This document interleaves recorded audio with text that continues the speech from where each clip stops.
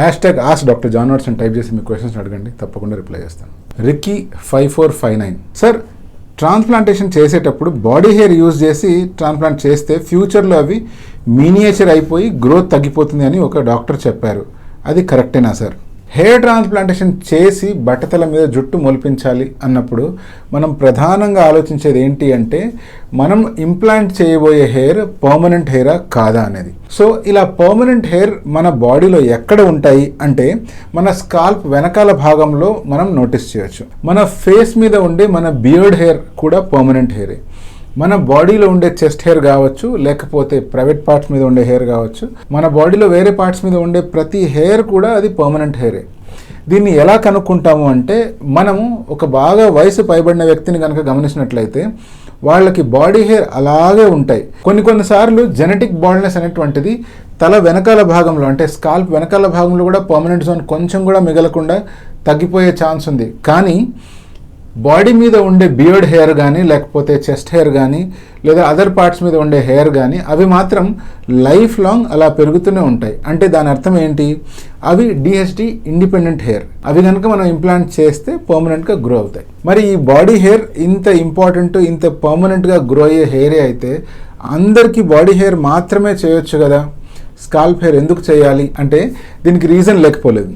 First reason ఏంటి అంటే మన స్కాల్ప్ వెనకాల భాగంలో ఉండే హెయిర్ ఏవైతే ఉన్నాయో ఈ హెయిర్ కనుక మనం మన స్కాల్ప్కి ఫ్రంట్ ఏరియాలో ఇంప్లాంట్ చేస్తే ఇవి ప్రాపర్గా మన ఎగ్జిస్టింగ్ హెయిర్తో మ్యాచ్ అవుతాయి. రెండో రీజన్ ఏంటి అంటే మన స్కాల్ప్ మీద ఉండే హెయిర్ ఏవైనా కూడా వీటి ఎనాజన్ ఫేజ్, అంటే మనం ఏదైతే చెప్తాం కదా ఎనాజన్ ఫేజ్, టిలోజన్ ఫేజ్, కెటాజన్ ఫేజ్ అని. ఎనాజన్ ఫేజ్ అనేటువంటిది గ్రోత్ ఫేజ్ అన్నమాట. ఒక వ్యక్తికి ఎనాజన్ ఫేజ్ 1 year ఉందనుకోండి, ఆ వ్యక్తికి హెయిర్ ఫాల్ అయిన తర్వాత మళ్ళీ 1 year వరకు అలా గ్రో అవుతూనే ఉంటుంది. 1 year దాటిన తర్వాత ఆటోమేటిక్గా అది షెడ్ అయిపోయి మళ్ళీ కొత్త హెయిర్ గ్రో అవుతుంది, అది 1 year వరకు ఉంటుంది. అలాగే ఆడవాళ్ళకి కనుక మనం గమనించినట్లయితే ఈ ఎనాజన్ ఫేజ్ అనేటువంటిది 2 years నుంచి కొన్నిసార్లు 8 years దాకా కూడా ఉండే అవకాశం ఉంది.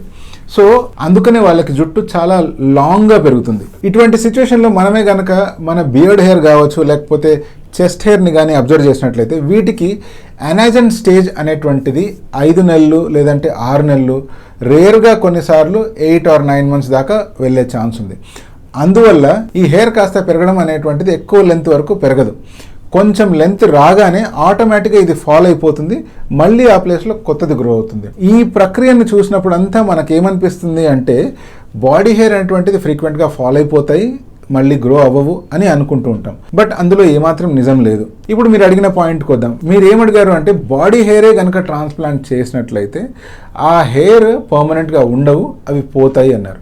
ఇందులో ఏమాత్రం నిజం లేదు. బాడీ హెయిర్ కనుక ట్రాన్స్ప్లాంట్ చేసినట్లయితే అవి పర్మనెంట్గా గ్రో అవుతాయి. కానీ వచ్చిన ప్రాబ్లం ఏంటంటే ఎక్కువ లెంత్ పెరగవు. బట్ కొన్ని రకాల స్టడీస్ ఏం చెప్తున్నాయి అంటే బాడీ హెయిర్ ఎప్పుడైతే స్కాల్ప్ మీద ఇంప్లాంట్ చేస్తామో over a period of time అవి ఆ ఏరియా క్యారెక్టరిస్టిక్స్ నేర్చుకొని ఫర్దర్గా లాంగ్గా పెరగడం అబ్జర్వ్ చేశారు. సో అదే ఫెనామినా కనుక ఆల్ బాడీ హెయిర్కి వర్తించింది అనుకోండి, అప్పుడు బాడీ హెయిర్ కూడా లెంత్ పెరిగే అవకాశం ఉంది. బట్ అన్ని బాడీ హెయిర్ ఇలా ఈ ఫెనామినాలోకి అంటే రెసిపియంట్ డామినెన్స్ అనే ఫెనామినాలోకి వెళ్తాయా వెళ్ళవా అనేది ఖచ్చితంగా చెప్పలేం. బట్ ఒక మాట అయితే ఖచ్చితంగా చెప్పొచ్చు, అదేంటి అంటే బాడీ హెయిర్ ట్రాన్స్ప్లాంట్ చేసినా కూడా అవి డిహెచ్డి డిపెండెంట్ కాదు కాబట్టి పర్మనెంట్గా గ్రో అవుతూనే ఉంటాయి.